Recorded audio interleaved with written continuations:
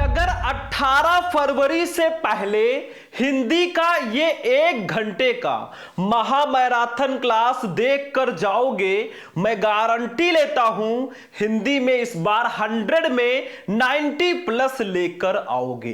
तो अगर आप भी इस बार हो 12th में 18 फरवरी को हिंदी का पेपर देने जा रहे हो ना, तो आज का ये वीडियो शुरू से लेकर लास्ट तक देख लेना, क्योंकि बहुत सारे हमारे स्टूडेंट कमेंट कर रहे थे सर आप हिंदी मतलब पूरे हिंदी को एक ही वीडियो में पढ़ाइए। तो आज हम पूरे हिंदी को इस वीडियो में पढ़ने वाले हैं। टोटल 20 टॉपिक हैं हमारे हिंदी में और 20 के 20 टॉपिक हम इस वीडियो में पढ़ेंगे। अगर आप 18 फरवरी से एक दिन पहले भी ना आधी रात को ये वीडियो देख रहे होंगे तो भी जरूर देख लेना, क्योंकि ऐसा वीडियो मैं हर साल बच्चों को देता हूं और लाखों बच्चे बहुत कम समय में पढ़कर 100 में 90 प्लस 95 प्लस लेकर आते हैं।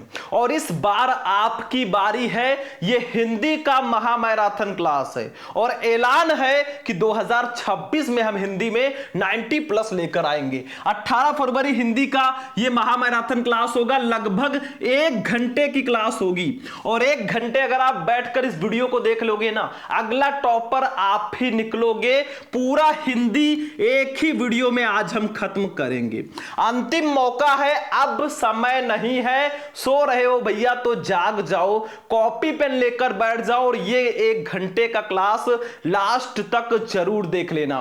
तो चलिए स्टार्ट करते हैं। टोटल हम 20 टॉपिक इस वीडियो में पढ़ेंगे। देखो टोटल 20 टॉपिक हम इस वीडियो में पढ़ेंगे। सबसे पहले हिंदी के बहुविकल्पीय प्रश्न पढ़ेंगे, फिर महत्वपूर्ण गद्यांश को सॉल्व करेंगे और मैं आपको इसको सॉल्व करने का ट्रिक भी बताऊंगा।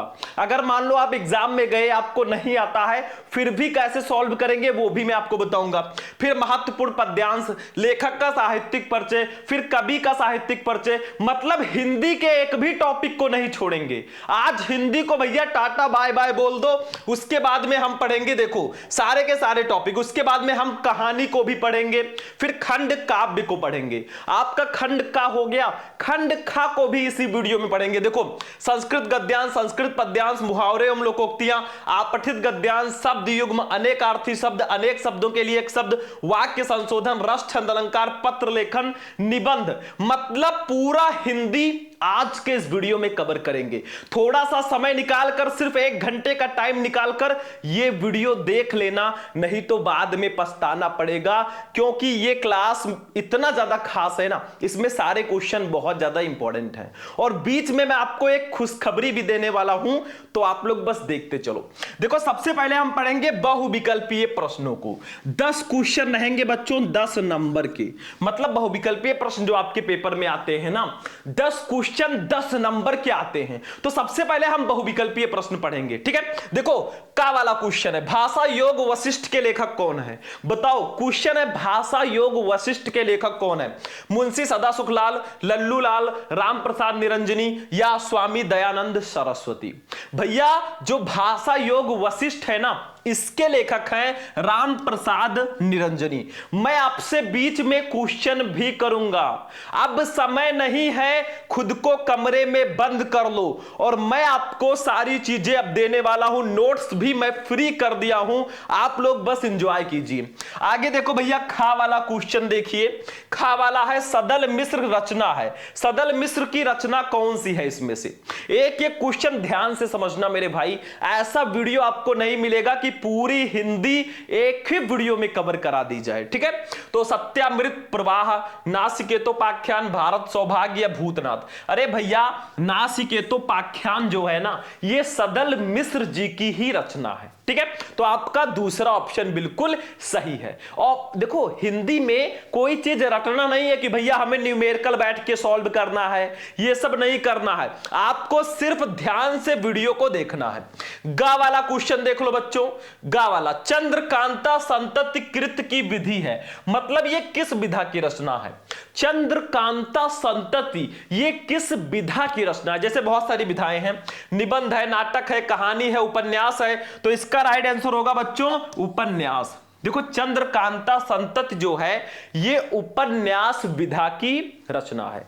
आपका चौथा ऑप्शन बिल्कुल सही होगा। ठीक है, तो एक एक क्वेश्चन बस आप समझते चलो और टेंशन फ्री रहो, क्योंकि मत लेना टेंशन जब तक है आपका भाई शुभम। ठीक है, चलो आगे बढ़ते हैं बच्चों। घा वाला क्वेश्चन देख लो। घा वाला, बालकृष्ण भट्ट संपादक थे, बहुत इंपॉर्टेंट क्वेश्चन है। जितने भी पत्रिकाएं हैं ना, उनके संपादक का नाम आपको पता होना चाहिए, ये आता ही आता है। तो बालकृष्ण भट्ट किसके संपादक थे? इंदुमती के, परीक्षा गुरु के, हिंदी प्रदीप के या साहित्य सहचर के? बच्चों वो हिंदी प्रदीप के संपादक थे।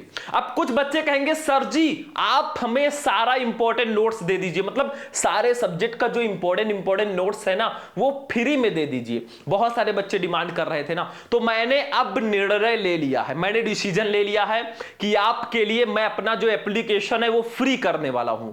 आप लोग प्ले स्टोर पे जाओ, शुभम लेक्चरर ऐप डाउनलोड कर लो बच्चों, या मैं डिस्क्रिप्शन में लिंक दे दूंगा, आप डाउनलोड कर लेना। ठीक है, और उसी में सारे इंपॉर्टेंट नोट्स, पेपर, सब कुछ मैंने दे रखा है। पहले इसकी फीस थी, लेकिन अब ये मैंने बिल्कुल फ्री कर दिया है। आप जाओ डाउनलोड करो, फ्री में सब कुछ देखो। ठीक है, लेकिन आपको क्या करना है, बस हमें सपोर्ट करना है। मैं चाहता हूं कि आप इस महामैराथन क्लास को 5000 लाइक्स तक पहुंचा दो, 5000 लाइक्स तक पहुंचा दो। ठीक है, और कमेंट आप लोग 1000 कर दो कि सर थैंक यू।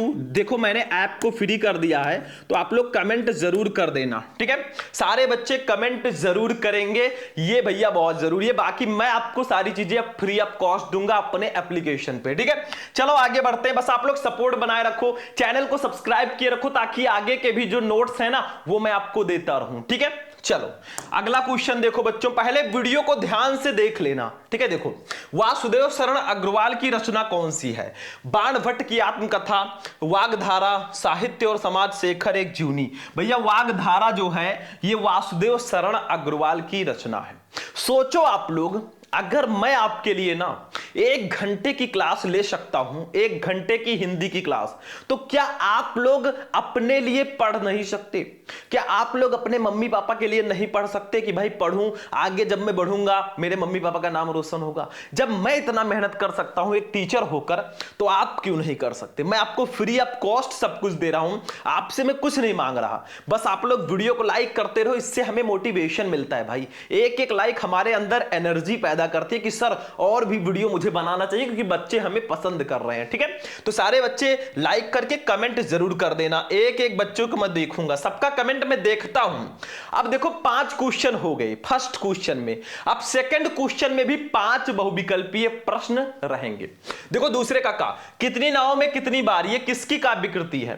कितनी नावों में कितनी बार, ये किसकी रचना है? गिरजा कुमार माथुर की, नागार्जुन की, सच्चिदानंद हीरानंद वात्स्यायन अज्ञे की, या हरिवंश राय बच्चन की?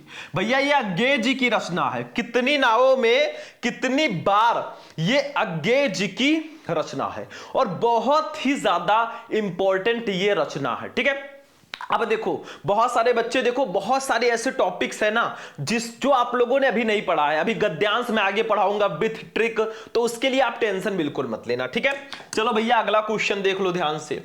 छायावाद की प्रमुख विशेषता क्या है? छायावाद में कौन कौन से कवि आते हैं? जैसे महादेवी वर्मा, जयशंकर प्रसाद, सुमित्रानंदन पंत, सूर्यकांत त्रिपाठी निराला, ये सब बहुत फेमस कवि जो है ना, छायावादी कवियों में इनकी गिनती होती है। तो बताओ क्या है छायावाद की प्रमुख विशेषता? प्रकृति का उद्दीपन रूप में वर्णन, सौंदर्य एवं प्रेम, इतवृत्तात्मकता, श्रृंगारिक भावना का पूर्णता अभाव। अरे भैया सौंदर्य और प्रेम, अगर आप छायावाद की कविताओं को देखेंगे, छायावाद की रचनाओं को देखेंगे ना, तो ज्यादातर आपको सौंदर्य और प्रेम देखने को मिलेगा। जैसे हमारे जयशंकर प्रसाद जी का श्रद्धा मनु ले लीजिए, वहां श्रद्धा और मनु के बीच जो संवाद होता है उसमें भी काफी प्रेम दिखाई देता है। तो सौंदर्य और प्रेम जो है छायावाद की प्रमुख विशेषता है। ठीक है, चलो आगे बढ़ते हैं बच्चों। आगे देखो गा वाला क्वेश्चन, दूसरा सप्तक का प्रकाशन वर्ष है। बताओ दूसरा सप्तक जो है वो कब प्रकाशित हुआ? बहुत इंपॉर्टेंट है ये। देखो 1943 ईस्वी, 1950 ईस्वी, 1951 ईस्वी, 1956 ईस्वी। भैया दूसरा सप्तक जो है 1951 ईस्वी में प्रकाशित हुआ। लेकिन एक क्वेश्चन जो सबसे ज्यादा ट्रेंडिंग में रहता है ना, कि तार सप्तक का संपादन कब हुआ? तार सप्तक क्या इसका आंसर आप लोग देंगे? सारे बच्चे इसका आंसर कमेंट बॉक्स में देंगे। ये क्वेश्चन बहुत ज्यादा पूछा जाता है, सारे बच्चे इसका आंसर कमेंट बॉक्स में देना कि तार सप्तक का प्रकाशन कब हुआ। आप गूगल से ही जाकर ढूंढ लो ना, कहीं से भी ढूंढो, अगर आप आंसर ढूंढोगे तो आपको ऐसा लगेगा, आपका माइंड जो है ना उस आंसर को कैप्चर कर लेगा, और आपका जब भी वो क्वेश्चन आएगा वो आपका माइंड आंसर बता देगा। तो आप ज्यादा से ज्यादा कोई भी चीज जानने का प्रयास करो। चलो बच्चों, घा वाला क्वेश्चन देख लो। हिंदी का प्रथम महाकाव्य माना जाता है, बताओ हिंदी का प्रथम महाकाव्य किसको माना जाता है? पद्मावत, रामचरितमानस, साकेत या पृथ्वीराज रासो? अरे पृथ्वीराज रासो को हिंदी का प्रथम महाकाव्य माना जाता है। चौथा ऑप्शन बिल्कुल सही है। कुछ फेमस क्वेश्चन मैं आपसे कर लेता हूं। बताओ लोकायतन के रचनाकार कौन है? लोकायतन, ठीक है, लोकायतन के रचनाकार कौन है? दीप शिखा के रचनाकार कौन है? दीप शिखा, ठीक है। साकेत के रचनाकार कौन है? साकेत। इन सब का आंसर आप लोग देंगे कमेंट बॉक्स में। लोकायतन, दीप शिखा, साकेत, ये मैं आपसे क्वेश्चन कर रहा हूं, तो आपका टेस्ट ले रहा हूं कि बच्चे जो है कितना पढ़ रहे हैं, वो मैं आपसे पूछ रहा हूं। क्वेश्चन का आंसर जरूर देना।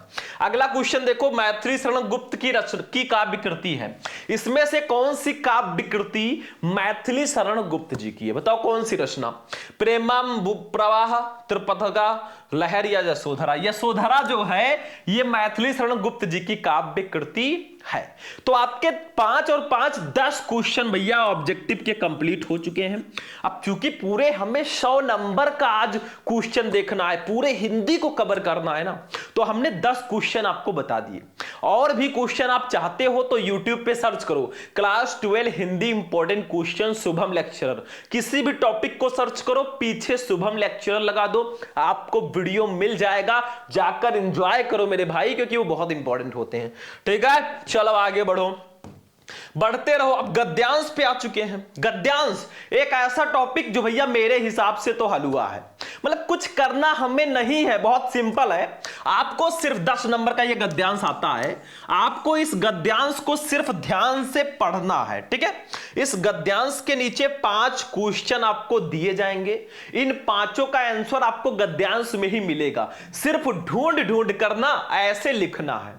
भाई इसमें क्या है, मैं तो बिल्कुल हलवा मानता हूं। तो पहले हम क्या करेंगे, गद्यांश को पढ़ेंगे, ठीक है, फिर हम आपको ट्रिक के साथ आंसर ढूंढना सिखाएंगे, फिर हम आपको लिखना सिखाएंगे। सब स्टेप बाय स्टेप किया जाएगा तो थोड़ा एंजॉय मिलेगा। देखो भैया पढ़ो इसको। निंदा का उद्गम ही हीनता और कमजोरी से होता है। मनुष्य अपनी हीनता से दबता है, वो दूसरों की निंदा करके ऐसा अनुभव करता है कि वे सब निकृष्ट हैं और वो उनसे अच्छा है।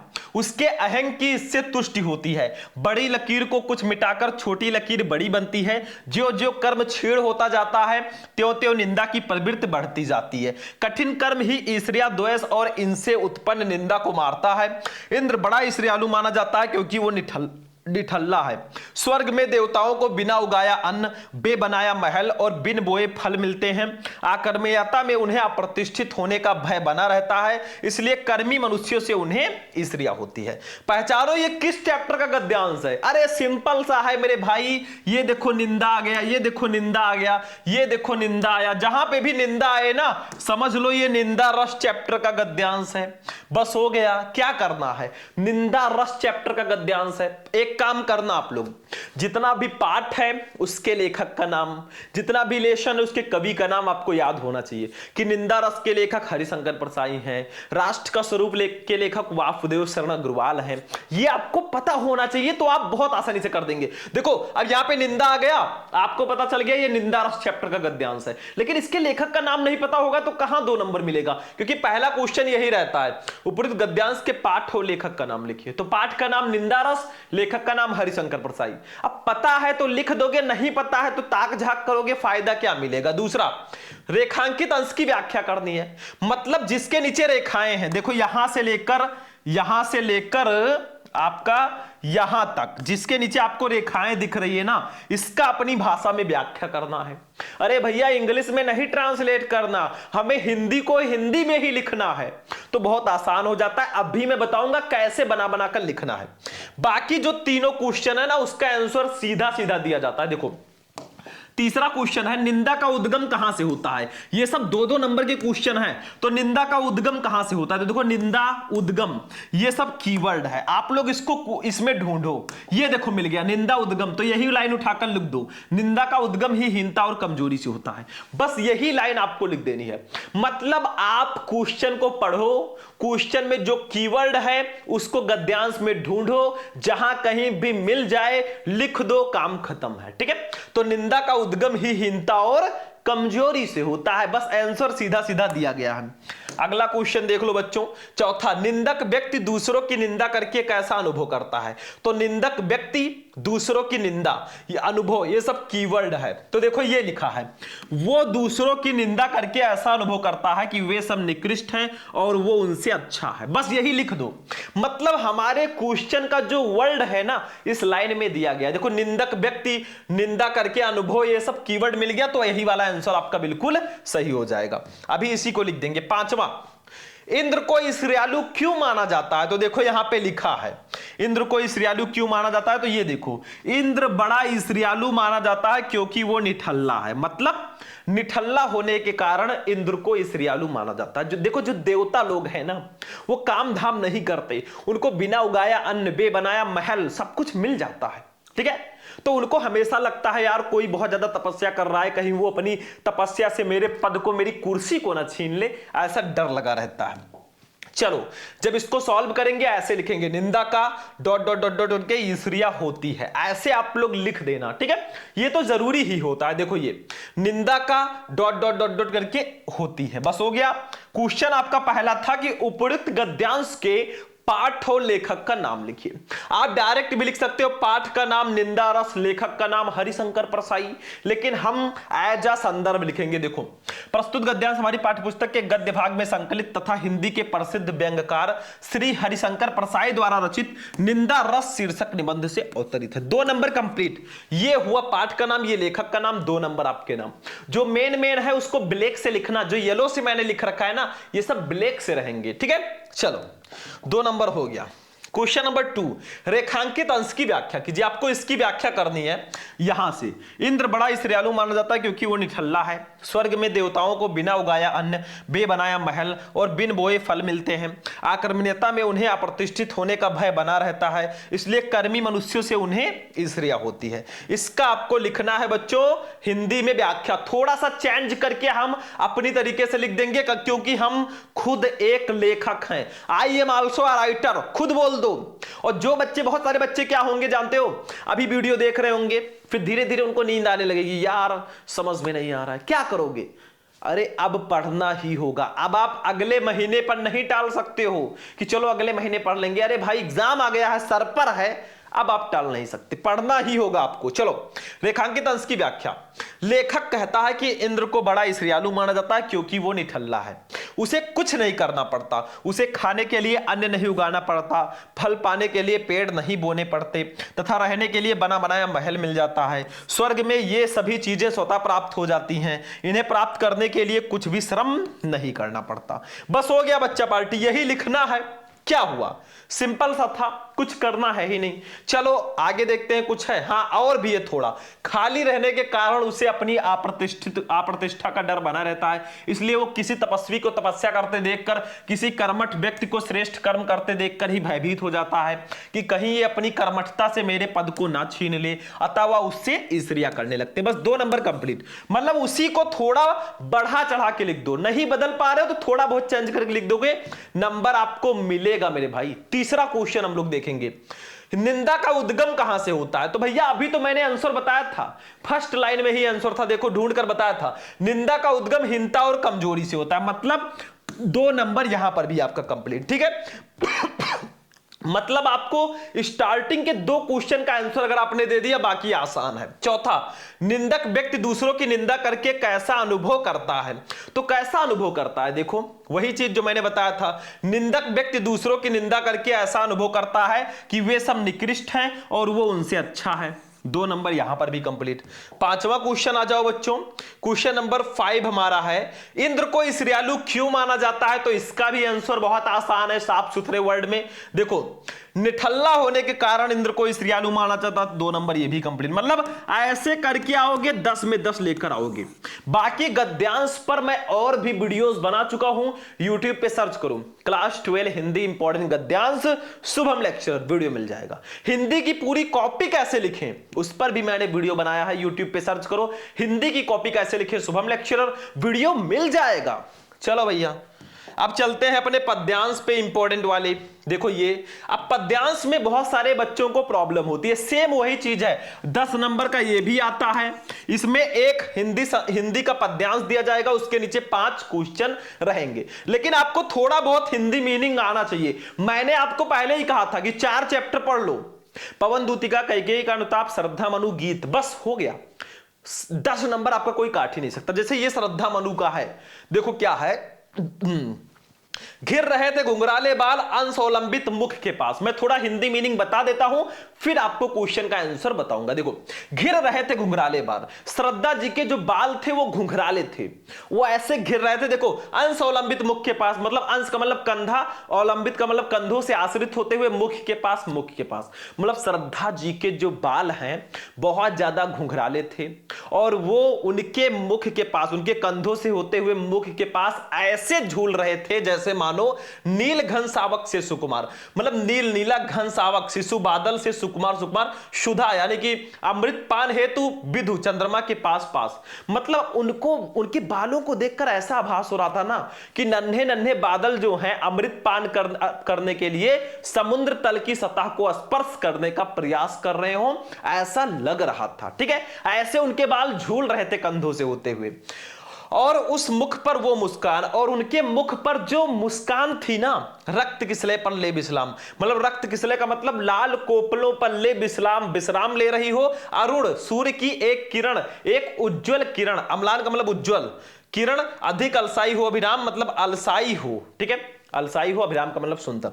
मतलब उनके मुख पर जो मुस्कान थी उसको देखकर ऐसा लग रहा था कि सूर्य की कोई अलसाई हुई किरण लाल कोपलों पर विश्राम कर रही हो, ऐसा प्रतीत हो रहा था। अब क्वेश्चन देख लो भैया, फर्स्ट क्वेश्चन है उपरोक्त पद्यांश के शीर्षक और कवि का नाम लिखिए। ये भैया शीर्षक है श्रद्धा मनु, कवि है जयशंकर प्रसाद जी। तो मैंने बताया 3-4 चैप्टर के पद्यांश आप पढ़ लो जो मैंने बताया, ठीक है, 2 नंबर इसका फिक्स हो गया। रेखांकित अंश की व्याख्या कीजिए, आप इन 2 लाइनों का व्याख्या कर दो, घिर रहे थे घुंघराले बाल अंश अवलंबित मुख के पास। तीसरा, यहां किसकी सुंदरता का मनोरम वर्णन किया गया है? तो यहां श्रद्धा की सुंदरता का मनोरम वर्णन किया गया है। अगर हिंदी मीनिंग पता होगा तो ये 2-2 नंबर बहुत आसानी से मिल जाएंगे आपको। चौथा, अरुण की एक किरण अम्लान अधिक अलसाई हो अभिराम, इसमें कौन सा अलंकार है अभी बताते हैं।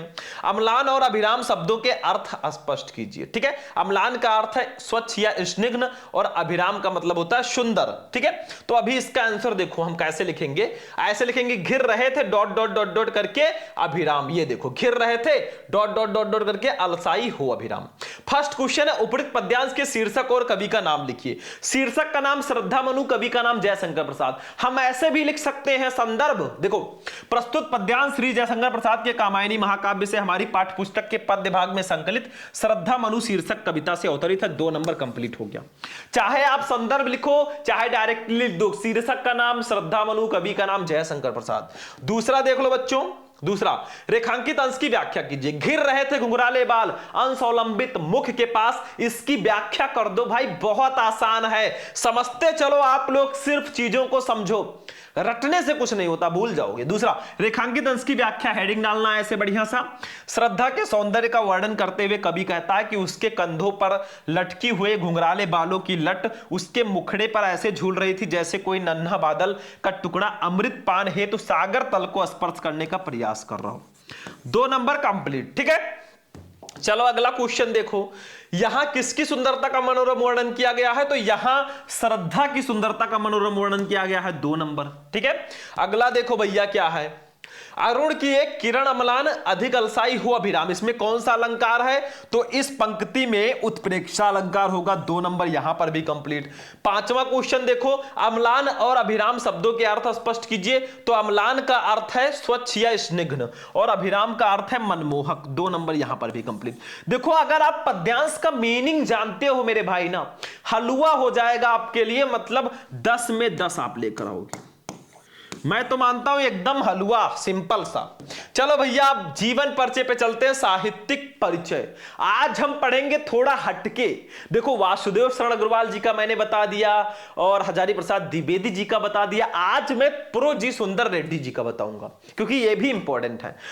और अगर आपको पद्यांश पर और भी वीडियो चाहिए ना, YouTube पे सर्च करना क्लास 12 हिंदी इंपॉर्टेंट पद्यांश शुभम लेक्चर, वीडियो मिल जाएगा। जीवन परिचय जो साहित्यिक परिचय आता है ना, कवि और लेखक मैंने एक ही वीडियो में बता रखा है। 5 6 7 मतलब 6 7 कवियों और लेखकों का। अगर उस वीडियो को जाकर देख लेते हो 10 नंबर आपका कोई काट ही नहीं सकता। YouTube पे सर्च करना क्लास 12 हिंदी इंपॉर्टेंट जीवन परिचय शुभम लेक्चर, आपको वीडियो मिल जाएगा।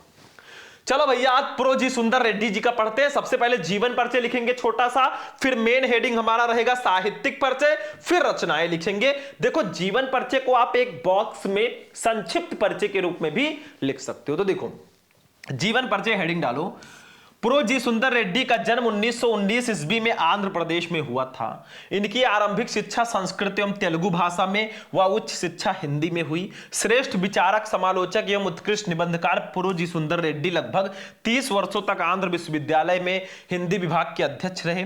इन्होंने हिंदी और तेलुगु साहित्य के तुलनात्मक अध्ययन पर पर्याप्त काम किया और 30 मार्च 2005 में इनका स्वर्गवास हो गया। भाई ये दक्षिण भारतीय थे लेकिन फिर भी हिंदी में काफी ज्यादा इनकी रुचि थी।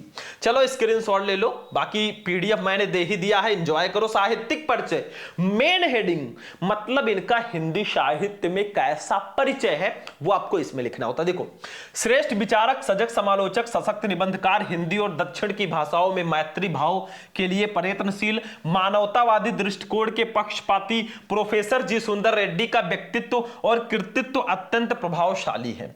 ये हिंदी के प्रकांड पंडित हैं। आंध्र विश्वविद्यालय में स्नातकोत्तर अध्ययन एवं अनुसंधान विभाग में हिंदी और तेलुगु साहित्य के विविध प्रश्नों पर इन्होंने तुलनात्मक अध्ययन और शोध कार्य किए। मतलब हिंदी साहित्य में इनका योगदान कैसा है, हिंदी साहित्य के लिए इन्होंने क्या किया, कैसी रचनाएं करते थे, वो सब इसमें लिखना है।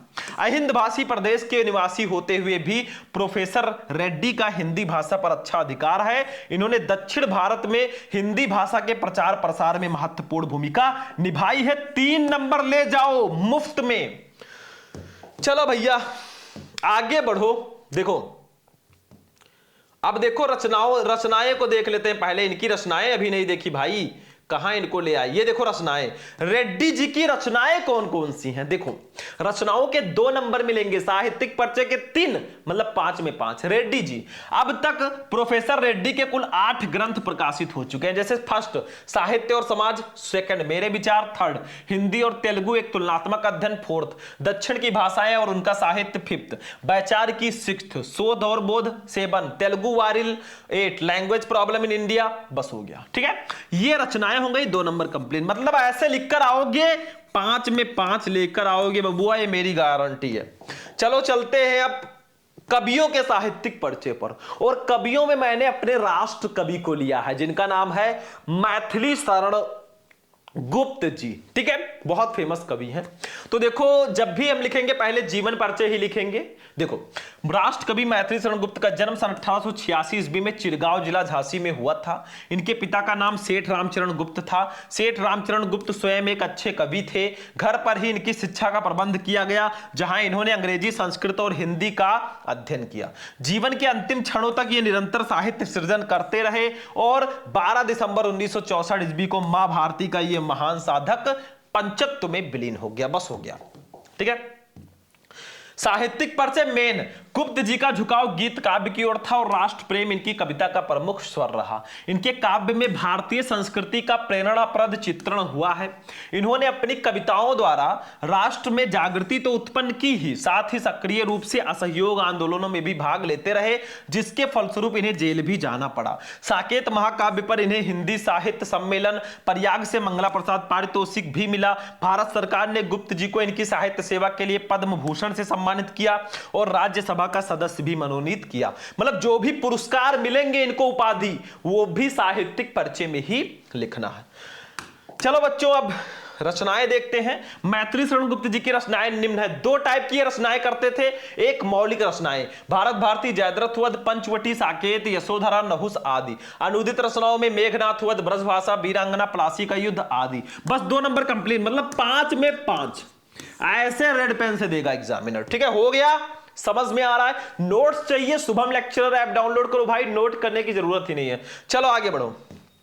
कहानी, आज हम कहानी में बहादुर कहानी को तो पढ़ेंगे, लेकिन बहादुर कहानी का उद्देश्य पढ़ेंगे, सारांश नहीं। ठीक है, और यह बहुत इंपॉर्टेंट है। आप कहानियों में पंचलाइट, बहादुर, ध्रुव यात्रा, 3 कहानी पढ़ लो भाई, कोई 5 नंबर काट ही नहीं सकता। 100% फिक्स टॉपिक है।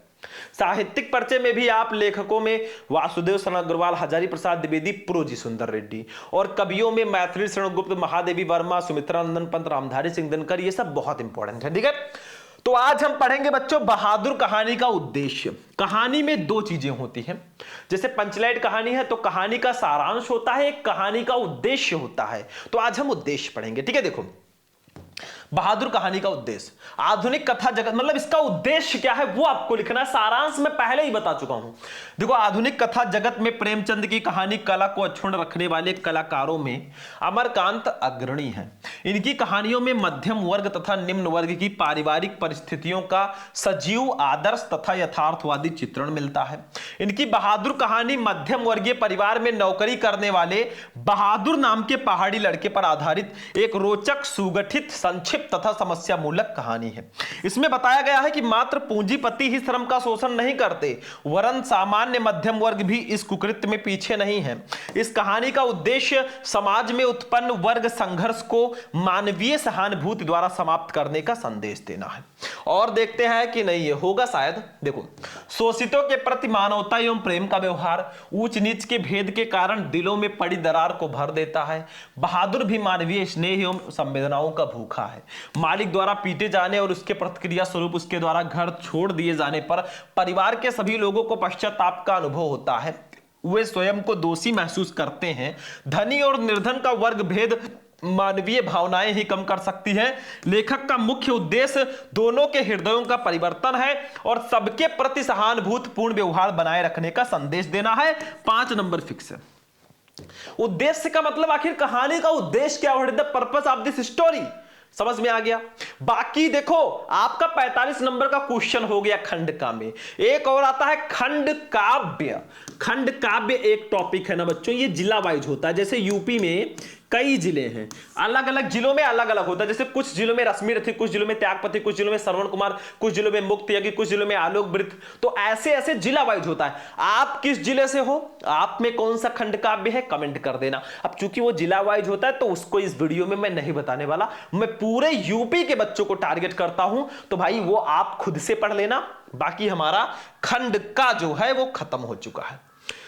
अब चलेंगे बच्चों खंड खा पे। चलिए आगे बढ़ते हैं और खंड खा देखते हैं। ये देखो, खंड खा की अगर बात करेंगे ना तो सबसे पहले आपका महत्वपूर्ण पद्यांश आएगा, महत्वपूर्ण गद्यांश आएगा संस्कृत का 7 नंबर का।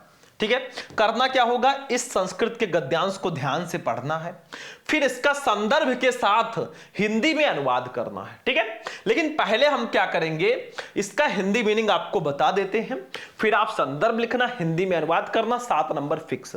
मैंने आपको बताया था कि 3-4 चैप्टर बहुत इंपॉर्टेंट है, आप पढ़ लेना।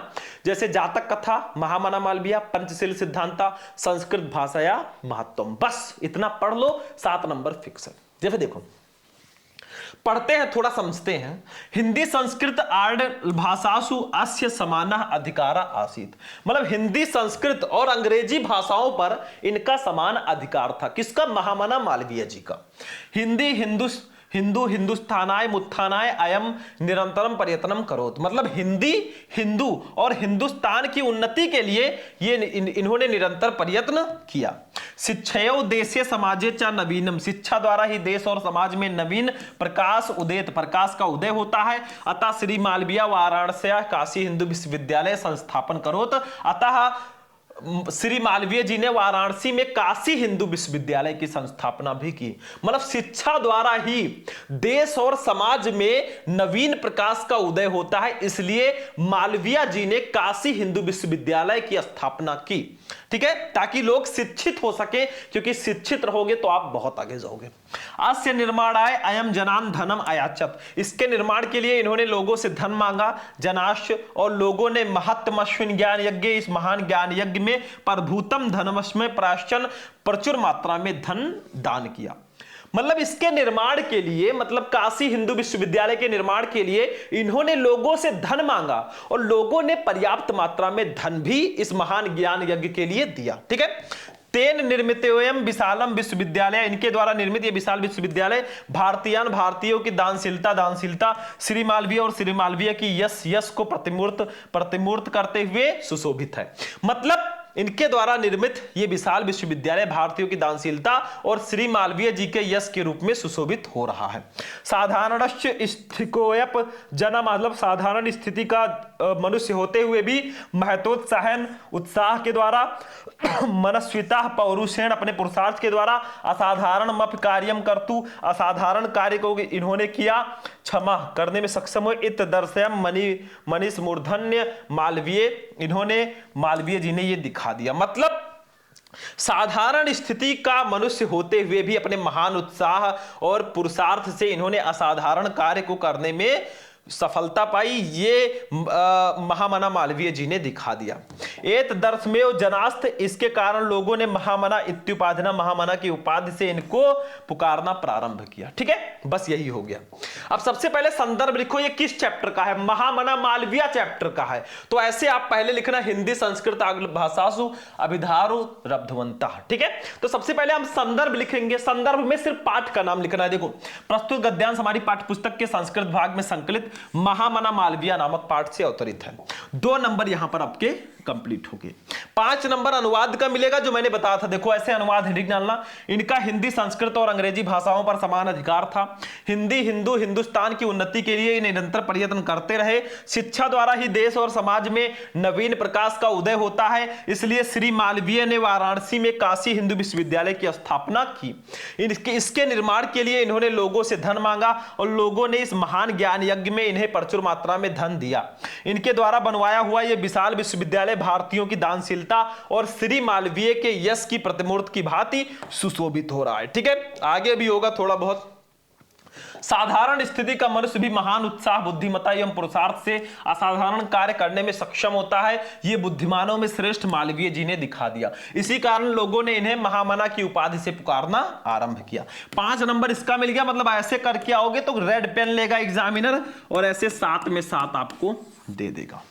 ठीक है बच्चों, चलो अब पद्यांश पे चलेंगे। बहुत ज्यादा टाइम वेस्ट हम करेंगे नहीं। पद्यांश भैया हिंदी का 100% फिक्स टॉपिक है। आप सुभाषित रत्नानी के पूरे श्लोक को पढ़ लो, बाकी जो चैप्टर है उसमें एक एक श्लोक दिया गया उसको पढ़ लो। 7 नंबर फिक्स है। जैसे देखो यहां पे हमारा पद्यांश दिया गया 7 नंबर का आता है। देखो, विद्या विवादाय धर्म मदाय शक्ति परेशान पर पीड़नाय खलस साधो विपरीत में ज्ञानाय दानाय च रक्षणाय। मतलब विद्या वाद विवाद के लिए, धन घमंड के लिए और शक्ति दूसरों को सताने के लिए होती है। किसकी? दुष्ट व्यक्तियों की। और जबकि सज्जन पुरुष की विद्या ज्ञान के लिए, धन दान के लिए और शक्ति दूसरों की रक्षा करने के लिए होती है। तो इसको लिखना तो ऐसे लिख देना, विद्या विवादाय ... करके दानाय च रक्षणाय। संदर्भ लिखेंगे कि प्रस्तुत पद्यांश या श्लोक हमारी पाठ्य पुस्तक के संस्कृत भाग में संकलित सुभाषित रत्नानी नामक पाठ से अवतरित है। बस हो गया, 2 नंबर कंप्लीट। ठीक है, अनुवाद लिख देंगे ऐसे, हिंदी अनुवाद। खल यानी कि दुष्ट व्यक्ति की विद्या वाद विवाद के लिए, धन घमंड के लिए और शक्ति दूसरों को सताने के लिए होती है। इसके विपरीत साधु की विद्या ज्ञान प्राप्ति के लिए, धन दान के लिए और शक्ति दूसरों की रक्षा के लिए होती है। 5 नंबर इसका मिल गया। मतलब 7 में 7 आपको यहां पर मिलेंगे, ये मेरी गारंटी है। बाकी आप करके जाना। ठीक है, हो गया ये भी। चलो, सुभाषित रत्नानी चैप्टर पूरा पढ़ लेना। मुहावरे एवं लोकोक्तियों पे आ जाओ बच्चों। मेरे हिसाब से आसान है ये। देखो सबसे पहला है 2 नंबर का आता है अपने पैरों पर खड़ा होना। इतना ही क्वेश्चन आपको दिया जाएगा। अर्थ आपको लिखना है स्वावलंबी होना। वाक्य प्रयोग आपको करना है कि विकास के माता पिता उसकी शादी करना चाहते थे, लेकिन उसने कहा कि जब तक मैं अपने पैरों पर खड़ा नहीं होऊंगा तब तक शादी नहीं करेगा। ठीक है, बस हो गया, 2 नंबर कंप्लीट। ऐसे आंखों का तारा होना मतलब अत्यंत प्रिय होना। वाक्य प्रयोग देखो, राम कौशल्या की आंखों के तारे थे, 2 नंबर यहां पर भी कंप्लीट। मतलब आपको अर्थ लिखकर वाक्य प्रयोग करना है, बहुत आसान होता है, 3-4 में से एक ही करना होगा। ठीक है, ये चलते हैं भैया। अब हम चलेंगे आपठित गद्यांश की ओर। बहुत आसान है मेरे हिसाब से ये भी। ठीक है, थोड़ा समझ लो। देखो इसमें एक गद्यांश आपको दिया गया है यहां से लेकर यहां तक। इसके नीचे 3 क्वेश्चन दिए गए हैं, तीनों का आंसर गद्यांश में ही मिल जाएगा और आपको 5 नंबर दे दिया जाएगा। देखो ये 5 नंबर का आता है पूरे। देखो पढ़ो पहले इसको। यह सत्य है कि उम्र के अंतिम पड़ाव पर वरिष्ठ नागरिकों की अपनी अनेक शारीरिक व्याधियां सिर उठा लेती हैं, परंतु यह उनकी वास्तविक समस्या नहीं है। उनकी वास्तविक समस्या मानसिक है। यह मान लिया जाता है कि अब व्यक्ति शारीरिक और मानसिक श्रम के योग्य नहीं रहा, चाहे वो स्वस्थ ही क्यों ना हो। जैसे ही व्यक्ति की आर्थिक उपयोगिता में कमी आती है, वो सामाजिक रूप से अनुपयोगी मान लिया जाता है। वो समाज एवं परिवार की नजरों में बोझ, अनुपयोगी तथा फालतू मानने से उसे मानसिक पीड़ा होती है। क्वेश्चन देखो का वरिष्ठ नागरिकों की वास्तविक समस्या क्या है, तो देखो उनकी वास्तविक समस्या नहीं है। ठीक है, उनकी वास्तविक समस्या मानसिक है। मतलब वरिष्ठ नागरिकों की वास्तविक समस्या मानसिक है, सीधा सीधा आंसर दिया। दूसरा, वरिष्ठ नागरिक सामाजिक रूप से अनुपयोगी क्यों मान लिए जाते हैं, तो ये देखो लिखा है, ये देखो जैसे ही व्यक्ति की आर्थिक उपयोगिता में कमी आती है वो सामाजिक रूप से अनुपयोगी मान लिया जाता है। मतलब जैसे ही लगता है ना कि अब ये व्यक्ति कमाने लायक नहीं रहा, ये व्यक्ति किसी काम का नहीं रहा ना, उसको अनुपयोगी मान लिया जाता है। मतलब किसी काम का ये नहीं है, अनयूज। ठीक है, चलो यूजलेस।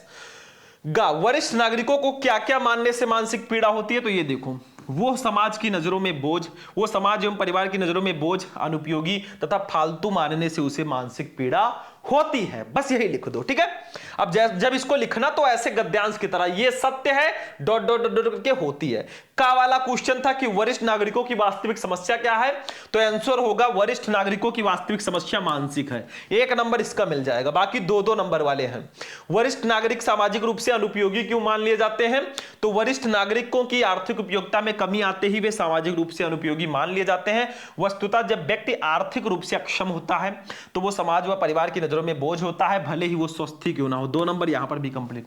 ठीक है, चलो वरिष्ठ नागरिक को क्या क्या मानने से मानसिक पीड़ा होती है, तो वरिष्ठ नागरिक को समाज व परिवार की नजरों में बोझ, अनुपयोगी तथा फालतू मानने से उसे मानसिक पीड़ा होती है। 2 नंबर यहां पर भी कंप्लीट। ठीक है, समझ में आ रहा है, कुछ है नहीं, बहुत आसान है। बाकी आप लोग पढ़ते रहो, एंजॉय करते रहो। चलो भैया शब्द युग्म पे चलो। ये 2 नंबर का आएगा। निम्न में से क्या करना है, देखो स्वर्ण सवर्ण, इसका सही अर्थ चूज करना। जो पहले उसका अर्थ पहले, जो बाद में उसका अर्थ बाद में। सोना और अच्छा रंग, सोनार और सोना, सोना और चांदी, सोना और उच्च जाति। भैया चौथा सही होगा।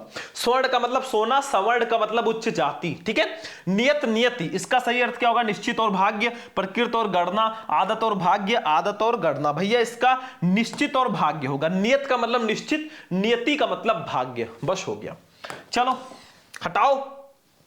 अनेकार्थी शब्द, काल, देखो किसी एक शब्द के 2 अर्थ लिखने, जैसे काल, काल को हम समय, अकाल, मृत्यु, यमराज कहते हैं। तीर को नदी का किनारा, तट, बाण कहते हैं। आपको 2 ही लिखना है, मैं 3-3, 4-4 बता रहा हूं भाई, ये बहुत इंपॉर्टेंट है। ठीक है, चलो अनेक शब्दों के लिए एक शब्द पे आ जाओ भैया। जैसे फर्स्ट, गलत कार्य के लिए हठ करने वाला, उसको क्या कहेंगे, स्वाग्रही, हठी, दुराग्रही या अनाग्रही। तो इसका राइट आंसर होगा बच्चों दुराग्रही। दूसरा, जो जीता ना जा सके उसे क्या कहेंगे, अजय, अमर, अजर, अनंत। भैया अजय कहेंगे, जो जीता ना जा सके वो अजय होता है। ठीक है, फिर चलते हैं वाक्य संशोधन पे हम लोग। देखो ये वाक्य संशोधन भी 2 नंबर का आता है। गलती होगी वाक्य में, सही करके लिखो। जैसे पहला देखो, रोटी मोहन ने खाई, यही आपको दिया जाएगा पीला वाला, ये गलत होगा। मोहन ने रोटी खाई, ये सही होगा, ये हम लिखेंगे। दूसरा, मेरा प्राण संकट में है, ये गलत होगा। मेरे प्राण संकट में है, दैट्स राइट। ठीक है, ये सही होगा। बस हो गया। फिर चलते हैं भैया रस छंद अलंकार पे। ठीक है, काफी इंपॉर्टेंट ये भी टॉपिक है मेरे भाई। ठीक है, तो रस छंद अलंकार को भी पढ़ लेते हैं। देखो कितना मेहनत हम कर रहे हैं, ऐसे ही आप लोग अगर कर लेना, सोचो टॉपर बन के आओगे, लोग आपसे पूछेंगे भाई कैसे तूने ये कर लिया। ठीक है, चलो भैया करुण रस आज हम पढ़ेंगे। वैसे रस छंद अलंकार जितने भी रस हैं, जितने भी छंद हैं, जितने भी अलंकार हैं, 2-2 नंबर के आते हैं, 6 नंबर मैंने एक ही वीडियो में कंप्लीट करा रखा है। यूट्यूब पे जाना, सर्च करना रस छंद अलंकार शुभम लेक्चरर, आपको वीडियो मिल जाएगा। तो देखो करुण रस आज हम पढ़ेंगे। करुण रस का स्थायी भाव शोक है। जब शोक नामक स्थायी भाव विभाव अनुभव संचारी भाव से संयोग करता है तब करुण रस की उत्पत्ति होती है। ये मैंने ट्रिक बताया था। अगर यहां पे हास्य रस का लिखना हो तो थोड़ा चेंज कर दो। देखो हास्य रस का स्थायी भाव हास है। जब हास्य नामक स्थायी भाव विभाव अनुभव संचारी भाव से संयोग करता है तो हास्य रस की उत्पत्ति होती है। वीर रस का लिखना हो तो वीर रस का स्थायी भाव उत्साह है। ठीक है, तो ऐसे लिख दो। उदाहरण देखो करुण रस का, क्यों छलक रहा दुख मेरा उषा की मृदु पलकों में, हां उलझ रहा सुख मेरा संध्या की घन अलकों में। यह उदाहरण हो गया हमारे रस का। ठीक है, चलो आगे बढ़ते हैं। छंद पे आ जाओ, चौपाई पढ़ेंगे आज हम। चौपाई सबमात्रिक छंद है, इसमें 4 चरण होते हैं और प्रत्येक चरण में 16-16 मात्राएं होती हैं। गिन के हम लोग देखते हैं थोड़ा सा। देखो ये 2 1 3 2 5 1 6 1 7 1 8 1 9 1 10 1 11 1 12 1 13, नहीं ऐसा नहीं होगा भाई। इसमें देखो क्या होगा, ये शायद छोटाऊ उ रहेगा, मेरे हिसाब से छोटाऊ उ रहेगा। तो 2 1 3 1 4 1 5 1 6 1 7 1 8 1 9 1 10 1 11 1 12 2 14 2 16। अब ये सही हुआ। ठीक है, छोटाऊ उ रहेगा बंदों में, तो ये 16 हो गया। दूसरे में देखो सुरुचि, तो 1 1 2 1 3 1 4 2 6 1 7 1 8 1 9 1 10 1 11 1 12 2 14 2 16 इसमें भी रहेगा। इसमें देखो 1 1 2 1 3 1 4, सॉरी इसमें 2 रहेगा, मां पर छोटा बड़ा ऊ का मात्रा लगा है। तो 1 1 2 1 3 2 5 1 6 1 7 1 8 2 10 1 11 1 12 2 14 2 16। ठीक है, इसमें 1 1 2 1 3 1 4 1 5 1 6 1 7 1 8 और 1 9 1 10 1 11 1 12 2 14 2 16। ठीक है, मतलब बंदहु गुर पद पदुम पराग सुरुच सुवास सरस अनुराग अमीय मूरिमय चूरन चारु समन सकल भव रुज परिवारु। अब इसमें मात्राएं जब हम गिनेंगे ना तो भाई सब में 16-16 मात्राएं हैं, तो ये चौपाई होगा। चौपाई क्या होता है, सब मात्रिक छंद होता है। इसमें 4 चरण होते हैं, प्रत्येक चरण में 16 मात्राएं होती हैं। उदाहरण मैंने बता दिया, बंदव गुरपद पदुम परागा सुरुच सुवास सरस अनुरागा अमीय मूरिमय चूरन चारु समन सकल भव रुज परिवारी। कुछ बच्चे कहेंगे सर जी थोड़ा टफ है, याद नहीं होगा। भाई दूसरा एग्जांपल याद कर दो। ठीक है, अब ये आपका बिल्कुल सही है, मात्राएं भी सही है। कुछ बच्चों को यहां पे होगा प्रॉब्लम कि सर चारू है, ये गुरु है, तो इसमें 1 लिए हैं, इसमें 2 क्यों लिए हैं? अरे भैया ये गुरु है, रा पर छोटाऊ का मात्रा है, चारू में रा पर बड़ाऊ का मात्रा, तो यहां पे 2 लेंगे। ठीक है, समझ में आ गया। बाकी ऐसे आप लोग मात्राएं गिनना सीख जाओ। चलो हो गया। अलंकार पे चलते हैं बच्चों। अलंकार में आज हम पढ़ेंगे यमक अलंकार। देखो नहीं यमक पढ़ेंगे, यहां पे यमक कर देना, क्या कर देना यहां पे यमक। इसको मैं हटा देता हूं, थोड़ा लिख भी देता हूं ताकि कंफ्यूजन ना रहे। ठीक है, ये देखो व्हाइट कलर से बिल्कुल वैसे मैंने कर दिया। ये देखो यमक, और आज हम पढ़ेंगे यमक अलंकार। तो देखो ध्यान से क्या होता है यमक अलंकार। यमक का अर्थ है युग्म अर्थात जोड़ा। वो अलंकार जिसमें कोई शब्द एक से अधिक बार आए परंतु उसके अर्थ भिन्न भिन्न हो, यमक अलंकार कहलाता। जैसे उदाहरण, काली घटा का घमंड घटा नभ मंदल टारक वृंद खिले। अब यहां पे घटा शब्द 2 बार आया है लेकिन दोनों के अर्थ अलग अलग हैं, जबकि लगने में सेम लग रहा है। देखो स्पष्टीकरण लिख दो इसमें ताकि स्पष्ट हो जाए क्यों यहां यमक अलंकार है। तो इस उदाहरण में घटा शब्द 2 बार आया है और दोनों स्थानों पर इसका अर्थ भिन्न है। पहली घटा का मतलब है बादल, दूसरे घटा का मतलब है घट गया या कम हो गया, मतलब काले बादल का घमंड घट गया। बस ऐसे लिख दो, यमक अलंकार हो गया। बाकी रस छंद अलंकार, सारे रस सारे छंद सारे अलंकार मैं एक वीडियो में बता चुका हूं, जाकर आप लोग YouTube पे सर्च करके देख लेना। चलते हैं बच्चों पत्र लेखन को देखते हैं क्या है पत्र लेखन। अब देखो स्टूडेंट, पत्र लेखन में आज हम पढ़ेंगे कि पेयजल अधिकारी को पत्र लिखिए जिसमें अनिवार्य रूप से जल प्राप्त होने की शिकायत की गई हो। मतलब आपको पेयजल अधिकारी को एक पत्र लिखना है जिसमें अनिवार्य रूप से जल प्राप्त होने की शिकायत की गई हो। तो जब भी कोई पत्र लिखो पहले सेवा में लिखो, फिर श्रीमान निदेशक हमने लिख दिया, फिर गोंडा जल बोर्ड गोंडा, मतलब कहां पे आप हैं भैया, आपका एड्रेस क्या है। तो मैंने सेवा में लिखा, फिर श्रीमान निदेशक, फिर गोंडा जल बोर्ड गोंडा को आप नीचे लिख देना श्रीमान निदेशक के, ठीक है। फिर विषय लिखो, आप किस विषय पर पत्र लिख रहे हो। हम लिख रहे हैं पेयजल अधिकारी को जल आपूर्ति हेतु प्रार्थना पत्र, मतलब पहले सेवा में, फिर आप जहां से हो वो लिख दो भैया, मतलब जिसको पत्र लिख रहे हो वो लिखो। सेवा में हम किसको लिख रहे हैं, श्रीमान निदेशक को, किसके निदेशक हैं, गोंडा जल बोर्ड गोंडा के, ठीक है, तो हम उसको लिख देंगे। फिर विषय, किस विषय पर पत्र लिख रहे हो, तो पेयजल अधिकारी को जल आपूर्ति हेतु प्रार्थना पत्र हम लिख रहे हैं।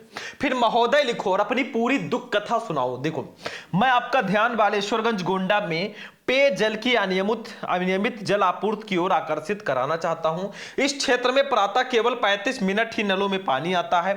पानी का दबाव, मतलब अपनी पूरी प्रॉब्लम लिखना है। ये लेटर की बॉडी है, बहुत कम होता है, मोटर का प्रयोग करने पर भी ऊपर की मंजिलों में पानी चढ़ नहीं पाता। सायंकाल भी पेयजल की आपूर्ति अनियमित है, कई बार शाम को 2-2 दिन पानी की आपूर्ति नहीं होती। पानी की इस अनियमित आपूर्ति से क्षेत्र के नागरिकों में रोष है। इससे पूर्व भी अनेक बार स्थानीय अधिकारियों को मैं इस समस्या से अवगत करा चुका हूं, परंतु स्थिति में कोई सुधार नहीं हुआ है। अब निवेदन करो उनसे, अतः आपसे प्रार्थना है कि इस क्षेत्र में पेयजल की समुचित व्यवस्था कराने हेतु उचित कदम उठाने की कृपा करें। मैं और मेरा पूरा क्षेत्र सदैव आपके आभारी रहेंगे। धन्यवाद सहित दिनांक लिख देना, भौदिये का खागा लिखना, नाम मत लिखना, बालेश्वरगंज गोंडा। पूरे कॉपी में आपको कहीं नाम लिखना ही नहीं है। तो जब भी पत्र लिखो पहले सेवा में जिसको पत्र लिख रहे हो वो लिखो, फिर कहां लिख रहे हो वो लिख दो, फिर विषय लिख दो, किस विषय पर पत्र लिख रहे हो, फिर महोदय लिखकर अपनी पूरी प्रॉब्लम बता दो, थोड़ा सा उनसे प्रार्थना कर लो, अनुरोध कर लो, धन्यवाद सहित दिनांक, भौदिये का खागा, फिर अपना एड्रेस, बस हो गया। ठीक है, तो पत्र ऐसे लिख कर आओगे ना, पूरे 6 में 6 मिलेंगे। बाकी जो टॉप 5 सबसे इंपॉर्टेंट पत्र हैं हिंदी के, वो मैंने आपको बता रखा, यूट्यूब पे सर्च करना, क्लास 12 हिंदी इंपॉर्टेंट पत्र शुभम लेक्चरर, आपको वीडियो मिल जाएगा। चलो भैया, अब हम पढ़ेंगे निबंध को। निबंध बहुत जरूरी है। शायद यहां पे रूपरेखा नहीं बनाया गया है, लेकिन निबंध में रूपरेखा बनाना बहुत जरूरी हो जाता है मेरे भाई। मैंने आपको पहले ही बताया था। जैसे देखो, पर्यावरण प्रदूषण समस्या और समाधान, इस पर हम निबंध लिखेंगे। जब भी निबंध लिखो ना, पहले एक रूपरेखा बनाओ। रूपरेखा में क्या लिखेंगे, पहला प्रस्तावना हेडिंग, मतलब इस निबंध में जितने हेडिंग हमें लिखने हैं ना, वो हम रूपरेखा में लिखेंगे। मतलब रूपरेखा बनाना जरूरी है, यहां पे नहीं बनाया गया है, आप लोग बना लेना। पहले रूपरेखा लिख देना, उसके नीचे जितने भी हेडिंग आप डाल रहे हो इस निबंध को लिखते समय, वो सारे हेडिंग लिखना। जैसे प्रस्तावना, प्रदूषण का अर्थ, प्रदूषण के प्रकार, प्रदूषण से हानियां, ये सब जो हेडिंग डालोगे उसमें लिख देना 1 2 3 करके, और उसी हेडिंग को डाल डाल के लिखना।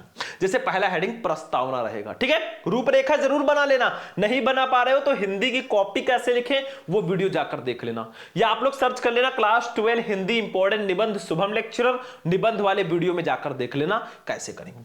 तो प्रस्तावना, देखो पर्यावरण प्रदूषण पर आज हम निबंध लिखना सीखेंगे। तो सबसे पहले हेडिंग प्रस्तावना हर निबंध में रहेगा। देखो, जो हमें चारों ओर से प्रवृत्त किए हुए हैं वही हमारा पर्यावरण है। इस पर्यावरण के प्रति जागरूकता आज की प्रमुख आवश्यकता है, क्योंकि ये प्रदूषित हो रहा है। प्रदूषण की समस्या प्राचीन एवं मध्यकालीन भारत के लिए अज्ञात थी। ये वर्तमान युग में औद्योगिक प्रगति एवं शास्त्रास्त्रों के निर्माण के फलस्वरूप उत्पन्न हुई है। मतलब पुराने जमाने में, आज के 100 साल पहले पर्यावरण प्रदूषण था ही नहीं। ध्वनि प्रदूषण पर अपने विचार व्यक्त करते हुए नोबेल पुरस्कार विजेता रॉबर्ट कोच ने कहा था कि एक दिन ऐसा आएगा जब मनुष्य को स्वास्थ्य के सबसे बड़े शत्रु के रूप में निर्दयी शोर से संघर्ष करना पड़ेगा। लगता है वो दुखद दिन आ गया। जो डीजे उजे बजता है ना, कारखानों के सायरन, हेलीकॉप्टर, हवाई जहाज के जो आवाजें हैं ना, बहुत ज्यादा वो ध्वनि प्रदूषण फैलाती हैं। दूसरा हेडिंग रहेगा प्रदूषण का अर्थ। रूपरेखा में ये सारे हेडिंग 1 2 3 करके लिख देना, फिर एक एक को डाल डाल के लिखना। हेडिंग जितना अच्छा निबंध में रहेगा उतने ज्यादा नंबर मिलेंगे। देखो, प्रदूषण का अर्थ, स्वच्छ वातावरण में ही जीवन का विकास संभव है। पर्यावरण का निर्माण प्रकृति के द्वारा किया गया है। प्रकृति द्वारा प्रदत्त पर्यावरण जीवधारियों के अनुकूल होता है। जनसंख्या की असाधारण वृद्धि एवं औद्योगिक प्रगति ने प्रदूषण की समस्या को जन्म दिया है, और आज इसने इतना विकराल रूप धारण कर दिया है कि इससे मानवता के विनाश का संकट उत्पन्न हो गया है। औद्योगिक तथा रासायनिक कूड़े कचरे के ढेर से पृथ्वी, हवा तथा पानी प्रदूषित हो रहे हैं। ठीक है, बस प्रदूषण के प्रकार, एक एक प्रकार में थोड़ा थोड़ा लिख दो। देखो प्रदूषण के प्रकार, आज के वातावरण में प्रदूषण निम्नलिखित रूपों में दिखाई देता है। जैसे वायु प्रदूषण, वायु जीवन का अनिवार्य स्रोत है। प्रत्येक प्राणी को स्वस्थ रूप से जीने के लिए शुद्ध वायु की आवश्यकता होती है, जिस कारण वायुमंडल में इसका अनुपात होना आवश्यक है।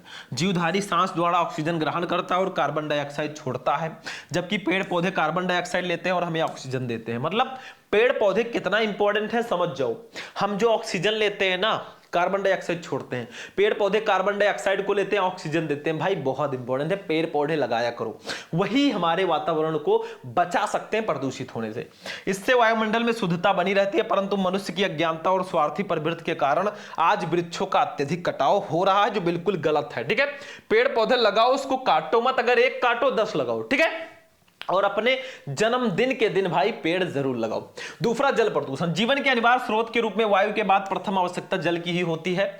जल को जीवन कहा जाता है। जल का शुद्ध होना स्वस्थ जीवन के लिए बहुत आवश्यक है। देश के प्रमुख नगरों के जल का स्रोत हमारी सदा निरा नदियां हैं। फिर भी हम देखते हैं कि बड़े बड़े नगरों के गंदे नाले तथा सीवरों को नदियों में जोड़ दिया जाता है। विभिन्न औद्योगिक व घरेलू स्रोतों से नदियों व अन्य जल स्रोतों में दिनों दिन प्रदूषण पनप रहा है। तीसरा, ध्वनि प्रदूषण।